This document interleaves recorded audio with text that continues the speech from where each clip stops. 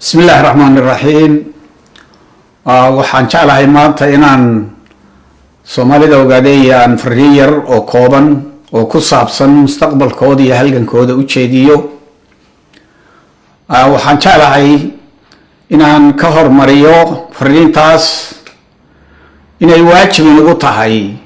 inaynu mar walba xusuusano geesiyaashii u shahiiday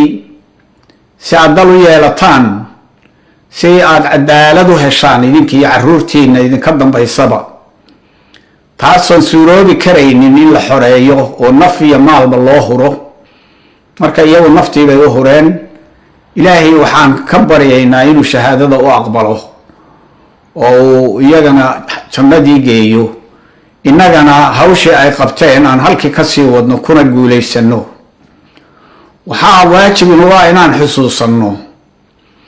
agoontoodii kuwii u laxaad beelay iyagoo halganka ku jira kuwii hantidoodii ku waayay iyo caruurahoodii iyaguna qudhoodu waajib weeye inaan xusuusnaano oo aan u samayno xus rasmi ah oo mar walba la xusto oo ofishaala loo sameeyo u malaynaan maayo maanta in halkaa laga samayn karayo laanna gumaysigii baa weli lagu jiraa dadkaas u shahiiday geesiyiinta u shahiiday qadiyadeenna ma aha inay looma ooyaan noqdaan oo wixii ay qabteen iyo shahiidkoodii iyo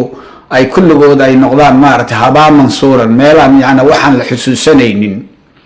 sida ay taariikhdii hore iyo geesiyaalkii usoo shahiidi jiray weligeedba ilaa maanta aan waxba looga haynin laanna waa dadaan dal lahayn waa dadaan dowlad lahayn taariikh ma laha marka dadkii aan dowlad iyo dal midna lahayn taariikh ma laha geesigoodu taariikh ma laha abwaankoodu taariikh ma laha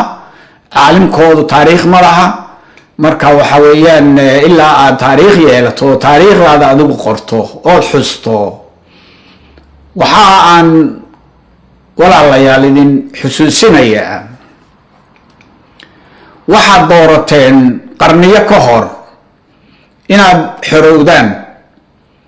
waxaad diideen gumaysi baad diideen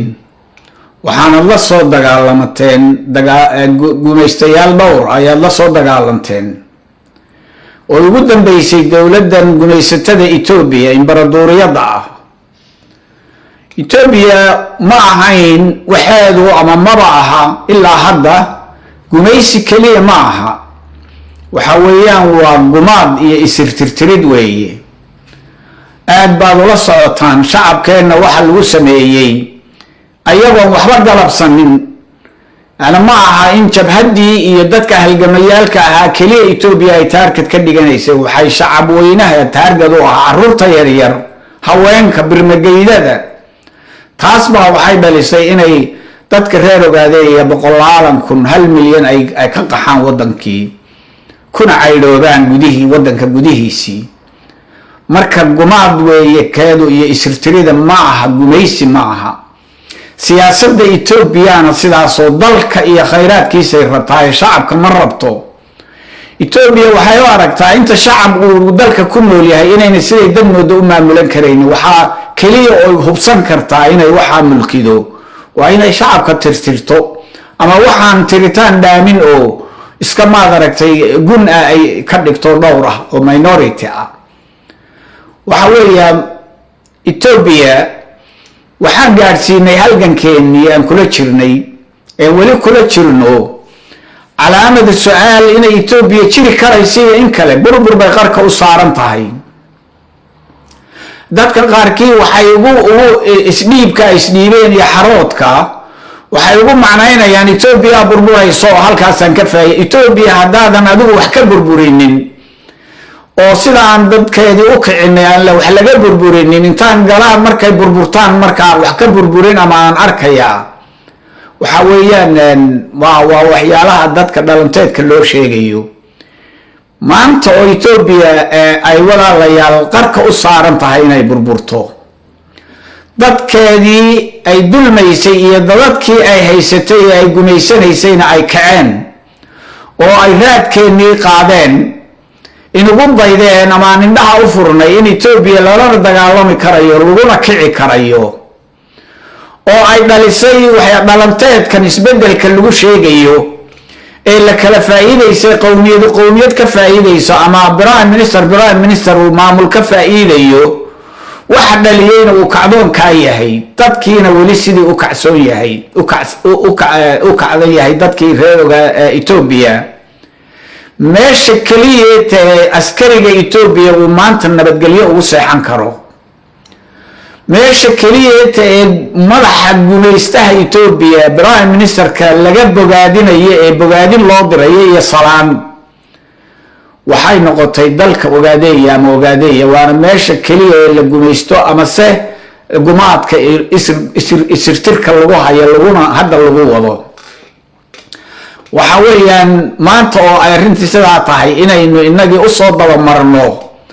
dadkii Ethiopia kacay ee goboladoodii ka kacay ee ka dagaalamayaan inaynu inagii u daba marno nidaahno halkan caasimadaada u soo rar Addis Ababa waa ta gubanaysa haddii Addis Ababa waxay soo caasimada waxaa loo soo rarayaa markaa jigjiga Ethiopia laga maamuli doono sida adduunka qaar meelaha qaarkood ka dhacda waxa weeyaan waa nasiib darro runtii inala soo kowsatay waxaa jira walaalayaal jabhadda wadaniga xoreynta Ogaadaya waxa weeye waxay u dhalatay iskama abuurmin waxay u dhalatay ama u abuurantay dulmiga wadankeena haysta in laga baxo oo gobonnimo doon wadanka la xoreeyay u dhalatay wadankiina ma xoroobin inaad haddana halgankii aad joojiso waxa weeyaan iyadana de macquul ma aha xaqna ma aha waana waxa ahdigii lala galay muxuu ahaa geesiyaalkii shahiiday iyo ahdigii shacabka lala galay shacabka idinka waday halganka wixii lagu waday iyo moraalkii iyo maalkii iyo wixii idinka waday ayaa lagu furay ahdi fur weeyaan ahdigii oo laga baxay bay noqonaysaa taasna runtii ma dhici doonto jabhadda wadaniga xoreynta Ogaadaya waxay soo saartay bayaan 23 February in halgankii shacabka reer Ogaadaya ee gobonnimo doonka oo sidiisi oo la hogaaminaysa oo sidiisi u socon doono iyadoo adeegsanaysa wasiilo kasta iyo dariiq kasta oo xorriyadda lagu gaari karayo uu cadawga gumaystuhuna istaahilo in lagu la dhaqmo marka waxa weeyaan taas waxa weeyaan waa ogeysiisaan idin ogeysiinayo inay oo halgankii oo la hogaaminaysa shacabka reer Ogaadaya isaga oo waaya arag ka qaadanaya khaladaadkii dhacay iyo halgamadii hore wixii ka socday iyo kii iyada dhexdeeda ahaa oo dhan ayuu meeshiisi ka soconayaa insha Allah wuuna ku guuleysan doonaa